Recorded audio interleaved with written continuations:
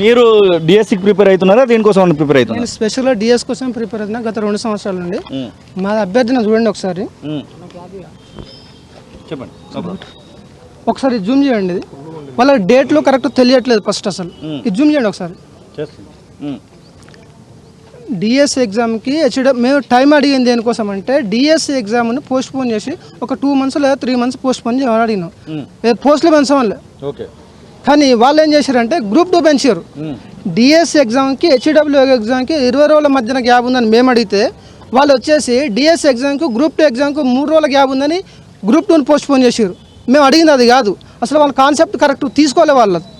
మేము చెప్పింది ఒకటి, వాళ్ళు చేసింది ఒకటి. ఇంకోటి మధ్యన డిఏఓ ఎగ్జామ్ ఉన్నది, అది ఈ నెల 4 తారీఖు వరకు ఉన్నది. మధ్యన ఎన్ని రోజులు గ్యాప్ ఉన్నది చదువుకోవడానికి.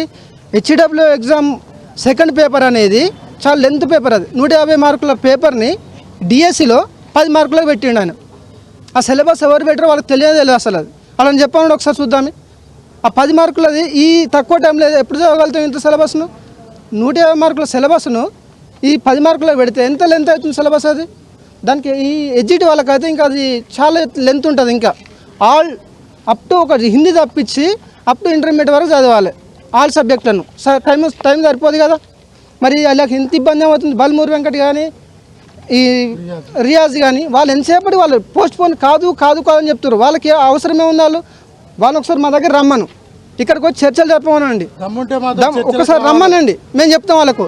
అంతకుముందు గృహ రియాజ్ సార్, బల్మూరి వెంకట్ ఇప్పుడు ఎందుకు రాలేకపోతారు వాళ్ళు? ఒక్కసారి రమ్మనండి, ఒకసారి వచ్చి మాతో చర్చలు జరపమనండి. మేము మరొక నోటిఫికేషన్ ఇవ్వడానికి సిద్ధంగా ఉన్నాము. ఇప్పుడు ఉద్యోగాలు రాని వాళ్ళకు మరొక నోటిఫికేషన్లో అవకాశం ఉంటుంది అన్నటువంటి మాట ప్రభుత్వం నుంచి వస్తున్నటువంటి మాట. నోటిఫికేషన్ ఇచ్చే తర్వాత విషయం అండి. ప్రజెంట్ మాకు పోస్టులు కావాలి కదా, టైం కావాలి కదా చదువుకోవడానికి. మాకు ఆల్రెడీ చూడండి మన ఎత్తు మొత్తం ఊడిపోయింది. ఇక దాన్ని చెప్పేది ఏం లేదు. ఇక మళ్ళీ ప్రత్యేకంగా చెప్పేది ఏం లేదు. మా టైం కూడా అయిపోతుంది. మాకు మళ్ళీ నెక్స్ట్ మాకు ఛాయిస్ కూడా ఉండదు. మాకు ఇప్పుడు కావాలి కదా. నువ్వు తర్వాత ఇచ్చేది మాకు ఎప్పుడు వస్తాం? అది మేము రాలేం కదా. మాకు కావాల్సింది ఇప్పుడు కావాలి. ముందు వచ్చే వాళ్ళకి ఛాయిస్ ఉంటుంది, వాళ్ళకు కూడా ఉండాలి. కావద్దన్నది మేము. వాళ్ళకు ఉండాలి, ప్రజెంట్ మాకు కూడా ఉండాలి. చెప్పండి. ఇంకొకటి పోస్ట్ పోన్ అడిగితే వీళ్ళు ఏమంటారు అంటే ప్రభుత్వ స్కూళ్ళు ఓపెన్ అయినాయి, 2 లక్షల పైచీలకు 20 లక్షల పైచీలకు విద్యార్థుల బతుకులు ఆగమవుతున్నాయి అంటున్నావు. 10 సంవత్సరాల నుంచి వాళ్ళ బతుకులు ఆగం కాలే. 10 సంవత్సరాల నుంచి వాళ్ళ బతుకులు ఆగం కాలే.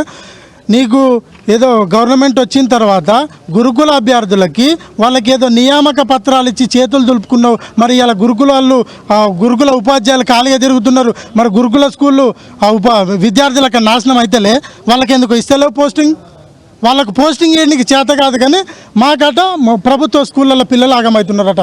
అరే భయ్, మేము ప్రభుత్వ స్కూళ్ళ పిల్లల్ని ఎట్లా కాపాడుకోవాలో మాకు తెలుసు. ఇప్పుడు 2 నెలలు వాయిదా అడుగుతున్నాం కదా. మాకు జాబ్ వచ్చిన తర్వాత 2 నెలలు మేము ఫ్రీగా టీచింగ్ చేస్తాం పిల్లలకి. వాళ్ళ భవిష్యత్తును మేము చూసుకుంటాం. వాళ్ళ భవిష్యత్తును అడ్డం పెట్టుకొని కుంటి సాకులు చెప్పుకుంటా, సరైన రీజన్ లేకుండా మీరు పోస్టులు అమ్ముకున్నారు. కాబట్టి 1 నెల 2 నెలలు వాయిదా అడిగితే మీకు చేతనైతే లేదు. అసలైన తొలి వెలుగు. Follow WhatsApp @తొలి వెలుగు official.